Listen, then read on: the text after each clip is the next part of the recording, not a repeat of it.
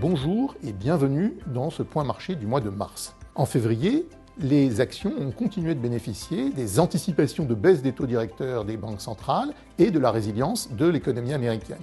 Et de plus, l'optimisme quant au développement de l'intelligence artificielle, comme en témoignent encore les résultats spectaculaires de Nvidia sur la fin de l'année dernière, ont nourri le sentiment des investisseurs. Et les bourses, dans ces conditions, les bourses en Europe et aux États-Unis ont atteint de nouveaux sommets au mois de février. À l'avenir, les actions risquent de subir le ralentissement économique aux États-Unis et en Europe et le ralentissement des profits qui devrait en résulter.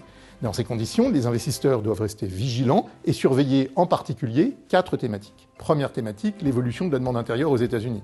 En 2022 et 2023, l'économie américaine a été soutenue par l'épargne des ménages et la politique budgétaire très expansionniste. Mais dès cette année, ces 2 facteurs de soutien devraient s'affaiblir et peser sur la consommation des ménages et l'investissement des entreprises, et donc sur l'emploi. Et l'on sait que lorsque le marché du travail se détériore, les ménages tendent à réduire leurs dépenses. Deuxième thématique, l'évolution de l'inflation.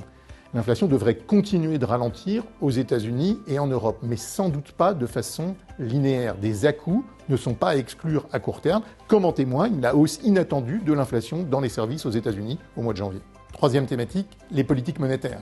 Si l'inflation continue de ralentir, comme nous l'attendons, les banques centrales telles que la Réserve fédérale américaine ou la Banque centrale européenne ne ressentiront plus l'utilité de maintenir leur taux directeur à un niveau aussi élevé. Mais avant de commencer à les réduire, elles veulent s'assurer que l'inflation diminue tendanciellement en dépit des à-coups mensuels. Quatrième thématique, les bénéfices réalisés par les entreprises. Compte tenu des valorisations élevées dans certains segments de marché, ce sont avant tout les perspectives de profit des entreprises qui devraient être le principal moteur du rendement des actions. Et ce sont les entreprises dotées d'un business model solide et de bonnes perspectives de profit qui seront le plus à même de voir leur cours augmenter. Merci de votre attention et rendez-vous le mois prochain.